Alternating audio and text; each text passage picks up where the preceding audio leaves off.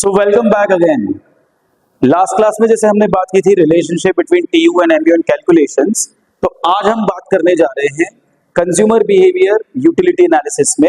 आज का टॉपिक रहेगा हमारा the law of DMU. Remember, this is one of the most important topic of this chapter. Exam में कई बार इस टॉपिक पर क्वेश्चनिंग होती है, कई सारे एमसीक्यूज पूछे जाते हैं। तो अब आप समझिए कि what is the law of DMU. इसका पूरा नाम है the law of diminishing marginal utility. The law of diminishing marginal utility.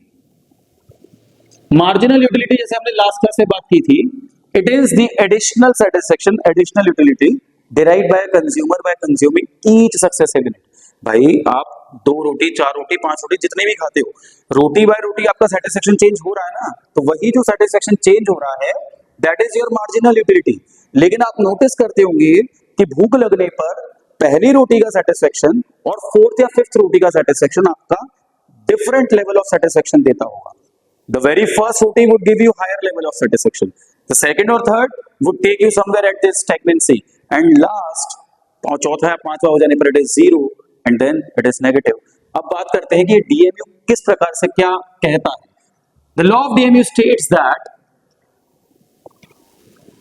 as a consumer consumes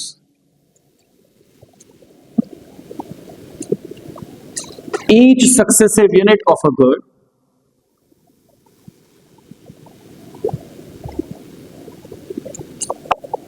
each successive unit of a good continuously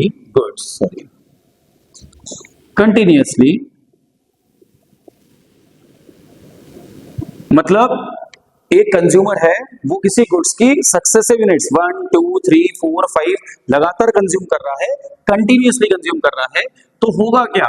the marginal utility of each successive unit, हर successive unit पर जो marginal utility है, जो extra satisfaction है,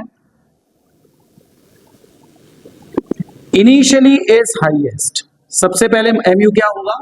initially is highest, later it falls but remains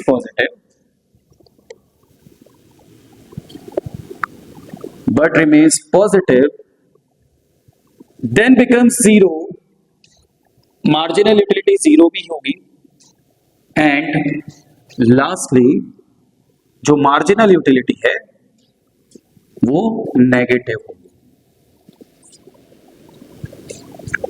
मतलब in short आप ये समझिए, अगर आपकी डाइट 4 रोटी की है और आप 6 या 7 रोटी खा जाए, तो कहीं ना कहीं आपका जो सेटिस्फेक्शन है ना, वो सेटिस्फेक्शन तो छोड़ दो, it would create more indigestion, more problems for your stomach also. So somehow your utility or satisfaction is going negative. This is the law of DMU. अब इसके assumptions को समझिए। Assumptions, ये लॉ कब लागू होता है? Number 1, it applies when a consumer is consuming homogeneous goods. Homogeneous goods मतलब अगर मैं चाय पसंद करता हूं या चाय पी रहा हूं, तो एक कप कंटिन्यूअसली मुझे केवल चाय ही पीनी है। I'll not take a sip of coffee or anything else. I'll be consuming only and only tea. In the same way, if you are consuming bread, that is roti, तो आप पूरी 4 या 5 unit जो है वो केवल रोटी की कंजम्पशन करेंगे। आप 1 घंटा अगर इकोनॉमिक्स पढ़ रहे हैं, तो केवल और केवल इकोनॉमिक्स और उसी के कंटेंट पर बात होगी, इधर उधर की कोई चर्चा नहीं होगी। तो कहने का मतलब है, जिस भी गुड्स एंड सर्विसेज का कंजम्पशन हो रहा है, वो क्या होनी चाहिए? सेम होनी चाहिए, होमोजीनियस होनी चाहिए, तभी ये लॉ लागू होगा। दूसरा, standard units of measurement. Standard units क्या होती है? भाई आपको प्यास लगी और आपने पानी मांगा, अब पानी पीने के लिए आप किस चीज का यूज करेंगे?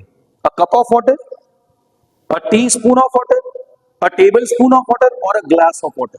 Obviously a glass of water. अगर आप टी या कॉफी कंज्यूम कर रहे हैं, तो अ cup of T, a cup of coffee. तो कहने का मतलब है, जो भी गुड्स है वो एक स्टैंडर्ड मेजरमेंट के साथ, फिक्स मात्रा में, प्रॉपर स्टैंडर्ड्स के साथ कंज्यूम होना चाहिए। तीसरा, कंटिन्यूटी,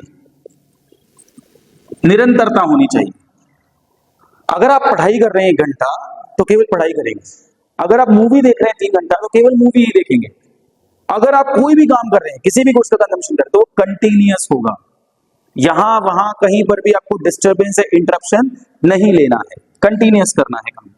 चौथा, फिक्स्ड टेस्ट एंड प्रेफरेंस, भटकना नहीं है। भाई हमने मम्मी से रोटी मांगी और रोटी मांगने के बाद अब हमें पराठा भी चाहिए, और पराठा भी नहीं कि हमें फिर आलू का पराठा चाहिए। गुड्स चेंज नहीं होते ना जैसे, तो इसी का दूसरा जो पहला जो होमोजेनियस गुड्स का पार्ट है ना, वही है। आपके टेस्ट एंड प्रेफरेंस बिल्कुल फिक्स होने चाहिए, आपको भटकना नहीं है, स्विच नहीं करना है गुड्स के बीच में। Consumer is of rational mind, बिल्कुल फिक्स्ड। और लास्ट है sound mental and health conditions.